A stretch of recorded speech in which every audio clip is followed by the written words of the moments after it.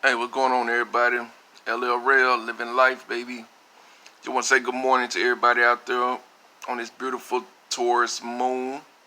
Shout out to all the lunar bulls out there celebrating their return, such as myself. I'm on fifth house Taurus moon, and let's get to the topic at hand, which is this full moon in Taurus at 19 degrees. The sun at 19 degrees in Scorpio, so that creates a full moon. And in my perceptive, full moons are answers. And it's in the sign of Taurus, which means, Taurus is manifestation. Taurus like to manifest things. So what this means is you got to go back to the new moon in Taurus because they correspond with each other. And that was May 4th of 2019. And it was at 14 degrees of Taurus. So there's a 5-degree aura with the new moon and the full moon here that's happening today. And it's kind of mirroring each other, because, Mars was sitting in an air sign in Gemini at 27 degrees, and Mars is now at 25 degrees of Libra. And Venus was in Aries around 17 degrees, and Venus right now is at 13 degrees of a fire sign of Sagittarius. So there's a lot of mirroring going on here. So what makes this full moon significant is that Mercury retrograde that is conjuncting the sun and opposing the full moon. So there's a lot of reflecting going on with our communication and our thoughts, deep thoughts since it's Scorpio, about what have we manifest in these few months since May up to now, where we at. So we are starting to get those answers to those questions since May of 2019. And with Jupiter coming out of shadow, where shadow is when the point where the planet retrograde at. So Jupiter retrograde, then it came back to the retrograde point, and now it's past that point of the retrograde. So this means whenever Jupiter is special out of shadow and moving forward, this is like really going towards the future, because it's in its final weeks heading into Capricorn. So we got, and then it's at a nice sextile right here with Mars. So there's a lot of drive to this reflecting of what we manifest in our lives from May to now. And I'm so happy for Mars to come out of come out of Libra, because it's been a hellified 6 weeks for Mars. And he coming home in the Scorpio, which he gonna be rejoicing. And even though he's chilling in the underworld, he'd rather be in a fire sign or somewhere in an earth sign. But this full moon, it do corresponds with Saturn. The full moon is in a trine with Saturn and in a sextile with the sun. So like Jupiter, we haven't got us focusing on the future, connecting with Mars. This retrograde in Mercury retrograde in Scorpio got us like reflecting on like how far we done came since May. And the moon have us like want to really, since it's connected with Saturn, to really solidify our manifestations in life.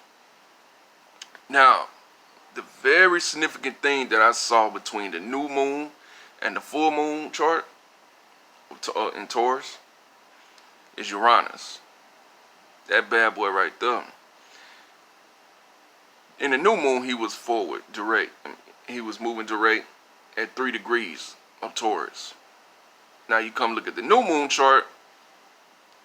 He retrograded at 6 degrees of Taurus. And now he's back at that point where he was in May.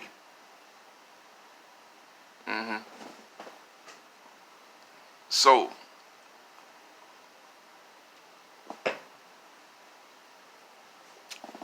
what all this means, it's a lot of deja vu going on here. Deja vu are the moments like, I've seen this before. Where have I seen this before?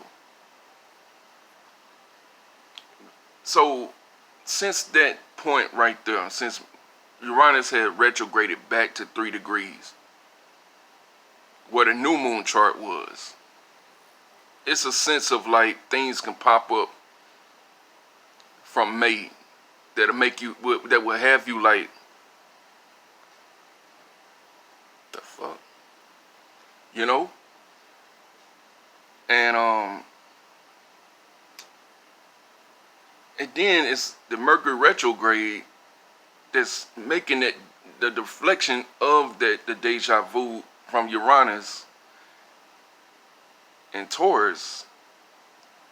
So the answers are the answers is somewhere between this journey of May and where we at now. Because that's very significant that the full moon happened when Uranus retrograded back to that 3 degree point in Taurus where the new moon chart in Taurus was. So it's going to be a lot of deja vu moments for a lot of people, you know, especially for your earth signs and your water signs that's out there. And the feeling of this is like, what would be a great example of this, of reflecting and looking back? And, you know, Will Smith, Fresh Prince of Bel-Air, that final episode when he was standing in the living room with the carpet was still down, and before he left out the room, he looked back, reflecting on all the years since the first episode aired. And then he was like, yes, time to move on. And then he cut the lights off. That's what this full moon chart feels like. It's like that Mercury retrograde got us like reflecting, looking back. Especially with Jupiter out of shadow here, it's like it's time to manifest the future now. You know? And especially with Uranus and Taurus, you know, Taurus all about being in your comfort zone. Familiarity, you know? So basically the way I see it is, with Uranus and Taurus, is like, fuck your comfort. Uranus don't give a damn about your comfort. Uranus is the future. It's about erratic behavior. You know, it's eccentric. It's about change. It's the lightning bolt of change that want it now. And it's in Taurus. So it's like, fuck your comfort. So, like I said, with this Jupiter flying forward, having us focusing on the future, connecting with this sextile with Mars and Libra.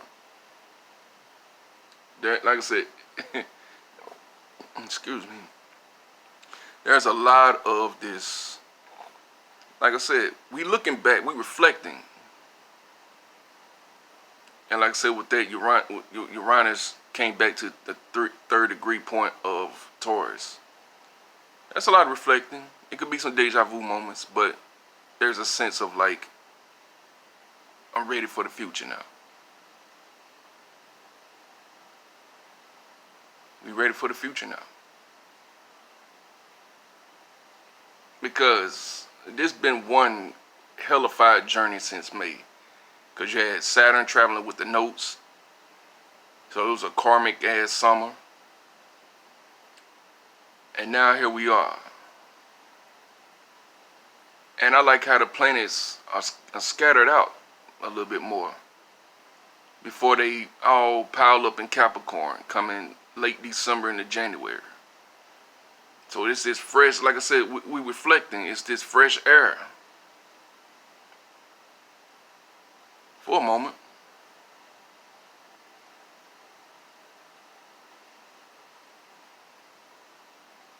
But it's like the train is at the station. It's like waiting on, if you got the ticket, it's waiting on you to aboard. And then when Jupiter hit into Capricorn, train left the station. You know?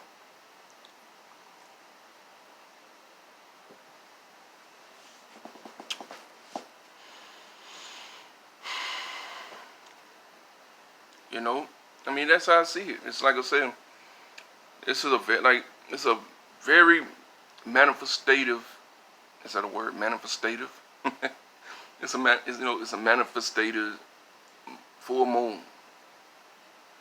Use this Mercury retrograde. Like I said, like when we like Fresh Prince, he was in that room that last episode, standing there looking back, reflecting on the years. And with Jupiter and Mars here, turn out the lights to your past and move forward. You know? And you can't forget about Neptune. You know, this can make us daydream a little bit. You know, I mean, it's in a good aspect with Saturn and Pluto.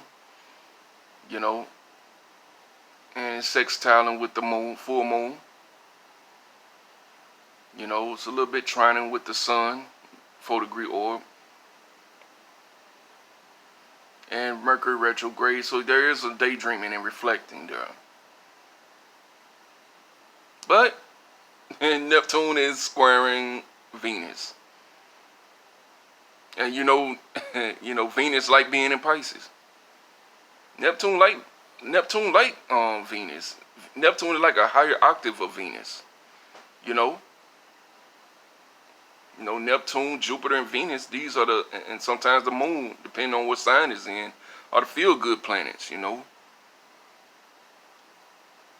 And to see Venus and Neptune squaring like this, it's kind of sad.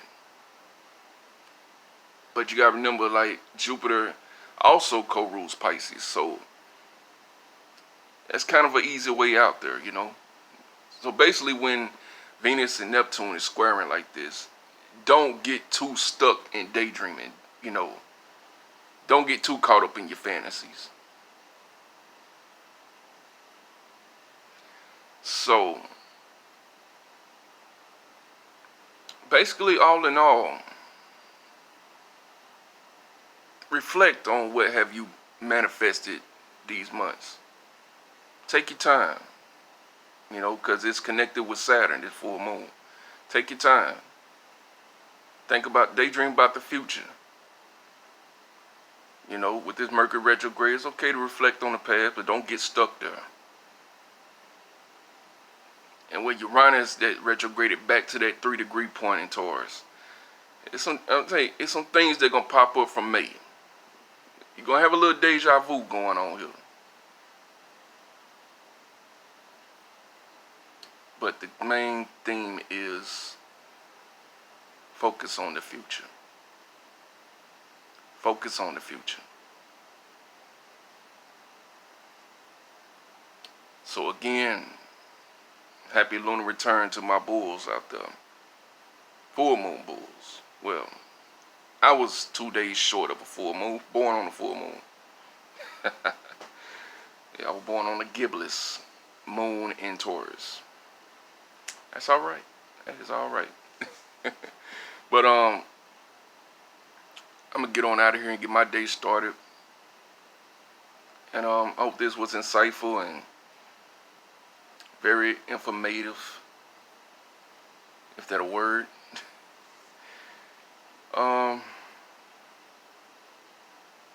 Yeah. So I see y'all again, probably at the new moon in Sagittarius, which I find very significant. That there are past new moons been at 4 degrees.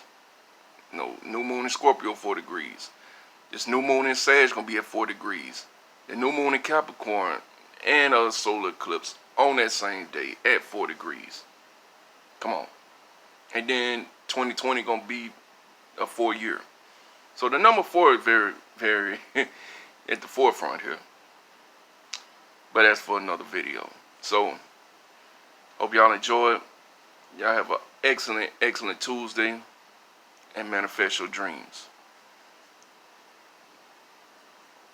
LL Rail, baby. Living life.